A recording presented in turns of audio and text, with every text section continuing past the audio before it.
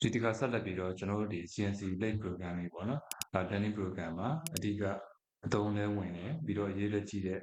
command တစ်ခုကြောင်းပေါ့နော်အဲ့ဒါကတော့ဒီ to node radius composition code ပေါ့နော်ဒီ G41 42 code ကြောင်းရှင်းပြပေးတော့မှာဖြစ်ပါတယ်။ဟောပြီးကျွန်တော်ပထမဆုံးဒီ G41 42 to node radius ကြောင်းပြောမယ်ဆိုရင်ဒီ cutting tool တွေရဲ့ insert ပေါ့နော်ဒီ insert တွေရဲ့ shape ပုံသဏ္ဍာန်ကိုတည်တည်ချာချာလေးသိထားဖို့လိုပါတယ်။ဟုတ်ပြီဒီမှာတော့ကျွန်တော်ဒီ cutting tool insert တစ်ခုရှိတယ်ပေါ့နော်။သူ့မှာလည်းသူရဲ့ဒီ type အတိုင်းပေါ့နော်ဒီ SIMG ဒီ CMG CMG ပေါ့နော်ဒီ MG ဒီ VMG ရှိမှာတော့သူရဲ့ type တိုင်းဒီမျိုးရှိတယ်ပေါ့နော်။အခုဒီကောင်ဆိုရင်ဒါဥမာပေါ့နော်ဒီ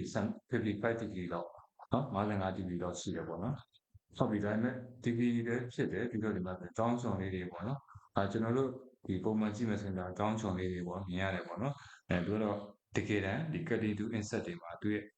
ထိပ်ဆူးလေးကချွန်ထက်နေတာမျိုးမဟုတ်ဘူးပေါ့နော်ဒီအပ်တွေလိုမျိုးစူးချွန်လိုမျိုးအချွန်အထက်မဟုတ်ပါဘူးထိပ်ပြီးအခုံလေးမတိမှတ်တာရောင်ရောင်လေးဒီအလုံးလေးဖြစ်နေပါတယ်နော်ဟုတ်ပြီဒီဘက်မှာပုံကိုကြည့်လိုက်ပါမယ်နော်ဒါတော့ဒီ cutting tool ရဲ့ထိပ် insert ပေါ့နော်နမူနာလေးဖြစ်ပါတယ်ဒီကောင်မှာဆိုရင်ဒါကျွန်တော်တို့ကကြည့်မယ်ဆိုရင်ဒီတိုင်း sorry ကျွန်တော်ဒီမှာဒီပုံပေါ့နော်ဒီကောင်သူ့ရဲ့ထိပ်လေးပေါ့ဒီထိပ်ပိုင်းလေးပေါ့နော်ထိပ်ပိုင်းလေးမှာကျတော့မတိမတာလေးပေါ့နော်ရောင်ရောင်လေးဒီမှာထိပ်ကအလုံးလေးဖြစ်နေတယ်ဒီပုံစံလေးရှိတယ်ဆိုတော့ဒါမှတ်ထားဖို့လိုတယ်နော်ဟုတ်ပြီလုံးဝတော့တောင်းဒီလိုမျိုးခြုံရင်းပေါ့နော်ဒီပုံစံမျိုးထိပ်ခြုံမဟုတ်ပါဘူးဒီလိုမျိုးလေးခုံးလေးရှိပါတယ်ဟုတ်ပြီအဲ့တော့ကျွန်တော်ဒီ program ရေးတဲ့အခါမှာ cutting to သွားတဲ့ဒီထိပ်ကဘယ်နေရာနဲ့ဒီလိုမျိုးဥပမာဒီအဖြောင်းတန်းဆိုရင်ဒီထိပ်ကနေဒီအဖြောင်းတန်းသွားတယ်ဆိုသွားတယ်ပြီးဒီအဆောင်တန်းလေးသွားမယ်ပြီးနေရာလေးသွားမယ်ပြီးဝိုင်းမယ်ဆိုရင် cutting to ရဲ့ထိပ်နဲ့သွားတယ်ပေါ့နော်ဟုတ်ပြီအဲ့ဒီထိပ်ဆိုတဲ့နေရာကဘယ်နေရာလဲဆိုရင်ဒီဘက်အနားเนาะဒီဘက်အနားလည်းမဟုတ်ဘူးဒီဘက်အနားလည်းမဟုတ်အဲ့ဒီအနားနှစ်ခုရဲ့စုံမှတ်ပေါ့နော်ဒီလိုမျိုးဒီနေရာနဲ့သွားတာပါနော်တကယ်တမ်းဒီ actual programming ဘက်က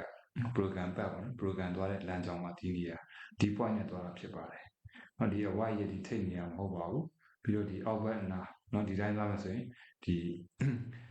z exit တလျှောက်ပေါ့နော်ဒီ exit เนาะဒီမျက်နှာပြင်နဲ့သွားတာမျိုးမဟုတ်ဘူးပေါ့နော်ဒီကောင်ဆိုရင်လည်းဒီเนาะဘယ်ဘက်ကဒီရှစ်ထိပ်အနားပုံစံလိုเนาะဒီဘက်အစွန်နဲ့သွားတာမျိုးမဟုတ်ဘူးပေါ့နော်ဒီထိပ်လေးနဲ့သွားတာပေါ့နော်နှစ်ခုလုံးရဲ့စုံမဲ့เนาะဒီဘက်ကထိပ်เนาะဒီနေရာဒီထိပ်ဟုတ်တယ်ဒီဘက်ကလည်းထိပ်နှစ်ခုထိပ်ရဲ့စုံတဲ့နေရာပေါ့နော်ဆိုလိုတာဒီနေရာလေးနဲ့သွားတယ်မဟုတ်ဒီနေရာနဲ့သွားတယ်မဟုတ်အဲ့ဒီနှစ်ခုရဲ့ထိပ်တက်ဒီထိပ်ကလေးနဲ့သွားတာပေါ့နော်ဒီအမှတ်ကလေးကဒါ program သွားတဲ့လမ်းကြောင်းပေါ့နော်ဒီမျိုးသွားတာပါဟောပြီးကျွန်တော်ဒီဘက်မှာတော့ဒီ cutting tool ရဲ့ထိပ်မှာဒီတစ်ကလေးရဲ့နော်တစ်ကလေးရဲ့ထိပ်မှာဒီမမြင်ရတဲ့ point လေးတစ်ခုရှိတယ်အဲ့ဒီ point လေးနဲ့ပဲ program ရဲ့ဒီမှာသွားတဲ့ဟာလေးပေါ့နော် coordinate ဥပမာလေးမှာဆိုရင် G01 h minus နော် 0.2 နော်ဒီကောင်ဆိုရင်105ပေါ့နော်ဒါဥပမာပြတာပေါ့နော်အဲ့ဒီမှာ850နော်50 z minus 10စတဲ့ဒီကဏ္ဍတွေသွားတဲ့နေရာကဒီနေရာလေးနဲ့သွားတာဟောဒါလေးနဲ့သွားတာပါဟုတ်ပြီနော်ဒါကကျွန်တော်ဒီ cutting tool သွားတဲ့အပိုင်းကိုရှင်းပြပေးတာဖြစ်ပါတယ်ဟုတ်ပြီဒီမှာဆိုရင်ဒီ to node radius နော် DNR ဆိုတာ DNR နဲ့ဒီ to node radius composition DNRC နော်အဲ့ဒါတွေကဘာလို့လဲဆိုရင်ဒီအတိုင်းအတာအတိအကျပေါ့နော်ဒီ dimension accuracy အတိုင်းအတာတိကျမှုနော်မျက်နှာပြင်ချုံးမမှုနော် survey finish အတွက်အလွန်ကြီးကြီးအခန်းကဏ္ဍမှာရှိတယ်နော်ဘယ်လိုလဲဆိုရင်ကျွန်တော်ဒီမှာဆက်ပြီးတော့ကြည့်အောင်ဒီ DNR ဆိုတာဘာလဲဆိုရင်ဒီ list တွေမှာတုံးတယ်ဒီ cutting to insert တွေရဲ့အထိပ်ပြနော်အဲ့ဒီလိုခုနလိုမျိုးနော်ခြုံထွက်နေရမဟုတ်ဘူးပြီးတော့ဒီသူရဲ့ဒီတက်တန်းရှေ့ဖို့နဲ့ဒီ put time မှုပေါ့နော်ဒီ where ဒီ cutting to ကအများအားစားနေရပေါ့နော်စားတဲ့အခါမှာ cutting to put time မှုတွေအတွက်ဒီခံနိုင်ဖို့အတွက်ပေါ့နော်ထိပ်ဖြားကိုဒီမျိုးအခုံးလေးပေါ့နော်အလုံးလေးနော်စဝိုင်းပုံစံအဝိုင်းလေးလောက်တာဖြစ်ပါတယ်နော်ဟိုတကယ်လို့ဒါထိပ်အစူးရတယ်မျိုးတောင်းချွန်ရင်ပေါ့နော်အဲ့လိုမျိုးအချွန်ဆိုရင်အဲ့ဒီအချွန်ကခဏလေးနဲ့ကျိုးသွားလိမ့်မယ်နော်တုံးသွားလိမ့်မယ်အဲ့လိုမျိုးမဖြစ်အောင်ဒီ cutting to ရဲ့ဝယ်ရတာပေါ့နော်ဒီတက်တန်းနဲ့ပို့ပြီးတော့ရှေ့အောင်ဒီလိုမျိုးလေးတွေပုံဖော်ထားတာဖြစ်ပါတယ်ဒီအဝိုင်းပုံစံလေးသွားတာဟုတ်ပြီဒါဆိုရင်ကျွန်တော်ဆက်ပြီးတော့ကြည့်အောင်ဒါကကျွန်တော် cutting to သွားတဲ့လမ်းကြောင်းပုံစံလေးပေါ့နော်ဒီပုံလေးကိုကြည့်အောင်ဒီမှာဆိုရင် cutting to ရဲ့ program လမ်းကြောင်းကျွန်တော်ဒီမှာ program တစ်ခုရေးထားရပါတော့ဒီ basic မှာ1 2 2 3 3 4 5ဒီလိုမျိုးသွားမယ်ပေါ့နော်အဲ့ဒါဆိုရင် cutting to ကစပြီးတော့ထားပါဒီထိတ်ကနေလာမယ်ဒီအနီး point လေးကိုပဲကြည့်နော်ဒီ point လေးကဒါတကယ်တမ်း program ရဲ့ သွားတဲ့လမ်းကြောင်းဒီ point လေးနေသွားတယ်လို့စမယ်အဲဒီလိုစမယ်ဒီနေရာရောက်ပြီဆိုရင်ကျွန်တော်ရေးမှာလေဒီ2 to 3ရထားပါအဲဒီစံကိုတစ်ခုနော်ဇက်တံကိုတစ်ခုနော်ဥမာအဲဒီစံကို20ဇက်တံကို-20ကိုထားပါနော်ဒီလိုမျိုးသွားလိုက်တယ်ဆိုရင်ဒီလမ်းကြောင်းပဲဒီတိုင်းပဲသွားမှာသွားတဲ့အခါ marketing 2ရဲ့ထိပ်ဆောင်ဒီကနေပဲတက်သွားမှာဒီလိုတက်သွားမှာအဲ့တော့ဒီကြားထဲမှာလွတ်နေနော်မြင်လားမသိဘူးနော်ကျွန်တော်တို့လွတ်နေတာနော်မမြင်ဘူးဆိုရင်ကျွန်တော်အောက်ကပုံကြည့်လို့ရပါတယ်နော်ဒီလိုမျိုးလာမယ်ဒီကနေလာမယ်ဒီတိုင်းသွားမယ်ပြီးဒီတိုင်းတစ်စောင်းလေးတက်သွားတဲ့အချိန်မှာ marketing 2ကတကယ်သူ့ရဲ့ထိပ်ကနော်ဒီအဝိုက်ဖြစ်တဲ့အတွက်နော်ဒီတိုင်းလေးသွားမယ်ဒီအစိမ်းကြီးရတယ်တော့ကြံနေကြမှာတကယ်တမ်းကျွန်တော်တို့လိုချင်တာကဒီလမ်းကြောင်း1 2 3 4 5 6ဒီလိုမျိုးလိုချင်တာဒါပေမဲ့တကယ်တမ်းစားမှာကကျွန်တော်ပုံမှန်တိုင်းသွားမယ်ဆိုရင်ဒီလိုမျိုးလာမယ်ဒီတိုင်းသွားမယ်ဖြစ်တဲ့အတွက်ဒီအစိမ်းနေရာကကြံနေကြမှာဖြစ်ပါတယ်နော်ဒီကဒီကြည့်ပဲလာပါဒီလိုသွားမှာဟုတ်ပြီနော်သဘောပေါက်လားမသိဘူးကျွန်တော်ဒီမှာနော်ဒီ point နဲ့သွားဒီတိုင်းသွားမယ်ဒီဟာကြီးပေါ့နော်ဒီပေါ်ရောက်တာဒီတိုင်းသွားဟုတ်ပြီဒီအပေါ်ရောက်ပြီဆိုရင်တော့ဒီတိုင်းပဲတဲတာတော့ဖြစ်ပြီးတော့ဒီအပေါ်မျက်နှာပြင်ကအပြောင်းတယ်နော်အပြောင်းစားနိုင်တယ်တက်နာမရှိဘူးပြောင်းတယ်ဒီလိုအဆောင်သွားတဲ့နေရာမှာသူ့ရဲ့ radius တန်ဖိုးအရာနော် radius တန်ဖိုးအတိုင်းကြားထဲမှာဟာနေမှာနော် gap ဖြစ်နေမှနေရာတစ်ခုရှိလိမ့်မယ်ဒီလိုသွားမယ်ဒါ cutting to သွားတဲ့ပုံစံကိုကျွန်တော်ပြောပြပေးတာဖြစ်ပါတယ်ဟုတ်ဒီလိုဆက်သွား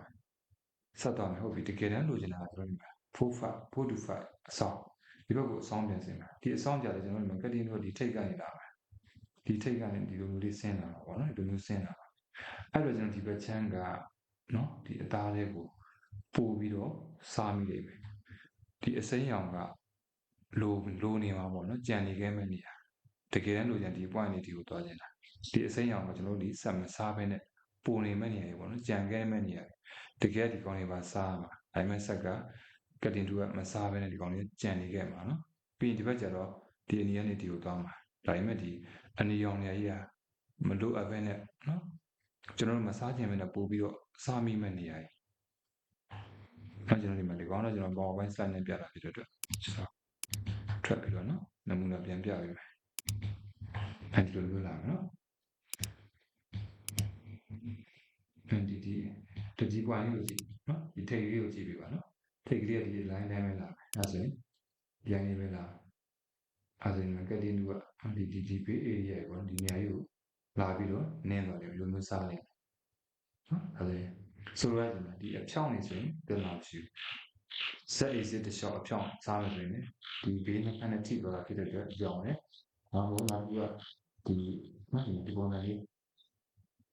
နော်အေးစစ်တိုင်းနဲ့ဒီမျိုးစားမယ်ဆိုရင်ကြောင်းတယ်နော်ဘာလို့လဲဒီဘေးနှစ်ဖက်နဲ့ထိတာဖြစ်တဲ့အတွက်အပြောင်းစားအဲ့တော့ဒီအေးစစ်တိုင်းနဲ့ဖြစ်ပြီးဆက် exit တိုင်းဖြစ်အဖြောင်းစားတဲ့နေရာဒီပြောင်းတယ်ကတိနူကပြောင်းတယ်ကဲလို့လူဒီပါအဆောင်တွေဖြစ်အဆောင်တွေဆိုရင်မှကြံခဲ့မယ်ပြီးဒီဘက်အစင်ပြန်လာတဲ့ခါကျတော့လည်းပို့ပြီးတော့မလိုအပ်ဘဲနဲ့ပို့ပြီးတော့စားမိသွားတာမျိုးတွေဖြစ်မယ်နော်ဒါကအဆောင်တွေမှာအဲ့ဒီ error မျိုးနော်အဲ့လိုမျိုးလိုအပ်ချက်တွေရှိမှာပေါ့နော်ဒါပုံမှန်တိုင်းကျွန်တော်တို့ဒီ program လမ်းကြောင်းတိုင်းသွားမယ်ဆိုရင်ဒီလိုမျိုးဖြစ်လိမ့်မယ်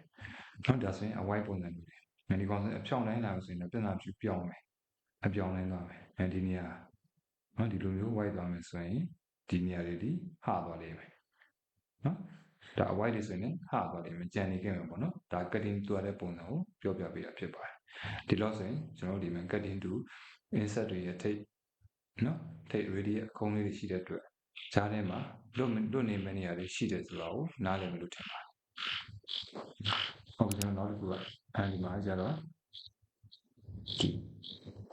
ဘာပဲဒီ DNRC ဘာကြောင့်လိုအပ်တယ်ပေါ့နော်ဒါ controller လေးမှာပြင်ဒီ G code တွေလုပ်လို့တာ cutting to ရဲ့ဒါ theoretical to tip ခုနကပြော theoretical to tip တကယ်တမ်းအကျိုးတွေနော် theory ကဒီ to tip ဒီထိပ်ကလေးပေါ့နော် to tip ဆိုတာကကျွန်တော်တို့မှာ2ရဲ့ထိပ်ကိုပြောတာနော်တချို့ကြတာကျွန်တော်တို့ဒီသင်ခန်းစာဖြစ်တဲ့အတွက်တချို့ကြဒီစက်မှုလုပ်ငန်းပိုင်းပေါ့နော်ဒီ CNC နည်းပညာနဲ့ engineering ဘိုင်းနဲ့လမ်းဝဲတွေရှိဘူးပေါ့နော်အဲ့တော့ကျွန်တော်တို့တချို့ဟာလေးကြဟိုတက်နိုင်ဆုံးတော့မြန်မာလိုနားလေးအောင်ပြောပြပေးပါမယ်နော်ဒီ to tip ဆိုတာ cutting to ရဲ့ တစ်ဆိုတာထိတ်နော်ထိတ်ချုံမျိုးပြောတာဒီထိတ်အမှတ်လေးနော်2တစ်ဆိုဒီထိတ်အမှတ်ကလေးကိုပြောတာ2တစ်ကိုအခြေခံပြီးတော့လမ်းကြောင်း2ဘတ်ဆိုတာကဒီကတင်2သွားတဲ့ခုနကပြောတဲ့2ဘတ်ဆိုတဲ့လမ်းကြောင်းနော်လမ်းကြောင်းကိုတွက်ချက်ရွေးရတာဖြစ်တယ်ပေါ့နော်ဒါအဲ့တော့ဒီ straight တန်းကြီးခုနကပြောတာ z exit တိုင်းလိုမျိုး straight အဖြောင့်နော်အဖြောင့်နေလာမယ်ဒါမှမဟုတ် facing ပေါ့လိုမျိုးနော် a exit တိုင်းအဖြောင့်နေဆိုရင်ဒီ2ရဲ့ဘေးဘက်တွေထိပ်ဘက်တွေနဲ့ web နဲ့နော် web ဆိုတာဒီပစ္စည်းနဲ့ဆိုတော့ခုနကပြောဒီဘေးတွေဒီထိပ်တွေနဲ့နော်တပြေးသက်ရှိနေဖြစ်တဲ့အတွက်ဒီအဖြောင့်နေဆိုရင်ပြဿနာမရှိဘူးနော်အတိုင်းတာကွက်တိရရှိရပေါ့နော်တေပါတန်းဒီခုနကပြောတဲ့ဒီလိုမျိုးအဆောင်တွေဖြတ်တာလေပြီးတော့ဒီချမ်းမာလေးပေါ့နော်ဒီလိုဇောင်းတွေပေါ့နော်ချမ်းမာ ready ရဲ့အခုံးတွေဆိုရင်ဒီကတင်တူရဲ့အဝိုင်းပြားရဲ့တကယ်အမှန်တကယ်ထိတွေ့တဲ့နေရာနဲ့အကျူရဲ့ကတိပွားနေရာနော်တကယ်ထိတွေ့တဲ့နေရာနဲ့ထိတွေ့ရပါတော့ဒါပေမဲ့အကျူရဲ့ပွားဒီနေရာအဲ့ဒါတကယ်ထိရဘူးနေရာအဲ့ဒီအစိမ့်ကြီးရဲ့ကြံနေခဲ့နော်အဲ့လိုမျိုးနော်ကြံနေခဲ့တာမျိုးရှိတယ်နော်ဒီဘက်မှာဆိုရင်ပို့ပြီးတော့စားသွားတာမျိုးတွေရှိတယ်ပေါ့နော်အဲ့ဒါမျိုးတွေကိုဖြည့်ရှင်းဖို့အတွက်ကျွန်တော်တို့ကဘာလုပ်ရလဲဆိုရင်အခုပြောတဲ့ do no ready ရဲ့ compensation နော် compensation လုပ်ရတာဖြစ်ပါတယ် compensation ဆိုတာကဒီလိုမျိုးလိုအပ်ချက်တွေနော်လိုနေတာတွေပိုနေတာတွေကိုဖြည့်ရှင်းဖို့အတွက်ကဘယ်လိုလုပ်တယ်လဲဆိုရင် cutting tool ကဒီမှာပြပေးမယ်နော်ထားပါလိမ့်မယ်ဒီနေရာနဲ့ယူလာစမ်းဆိုရင်ဒီနေရာဆိုဒီလိုမျိုးလာဒီလိုမျိုးပေါ့နော်လုံးဝကြီး 100% ကြီးလွတ်သွားတာမျိုးတော့မဟုတ်ဘူးပေါ့နော်ဒါပေမဲ့ဒီလိုမျိုးလာစားဒီလိုမျိုးထိလာစားဘာလို့လဲသူ့ရဲ့ဒီခုနပြောခဲ့တဲ့ကျွန်တော်ဒီ theoretical to တစ်နော်တကယ်အကျိုးရဲ့ program လမ်းကြောင်းဒီ point လေးကဒီဘက်ပြီးကျွန်တော်လိုချင်တဲ့ target material ပေါ့နော် target DC ရဲ့အတွင်းထဲကိုရောက်တာတကယ်တမ်း cutting tool ရဲ့ထိပ်ကဒီလိုမျိုးလာစားနော်ဒီပြောင်းလာဒီလိုလာပုံလေးကိုကြည့်ပြီးနော်ဒီလိုတက်သွားမှာနော်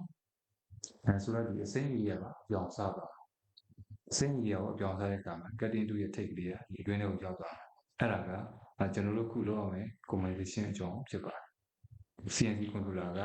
ကျွန်တော်ဒီသူ့ရဲ့ဒီအခုံးရဲ့ radius တန်ဖိုးတွေဒီ cutting tool ဒီဘက်ကနေစားမှာလားနောက်ပြန်လာမှာလားဆိုတဲ့ဒီ direction တွေတခြားလေးတွက်ချက်ပြီးထည့်ပြရမှာနော်အဲ့ဒီ parameter set တွေထည့်ပြီးဆိုရင်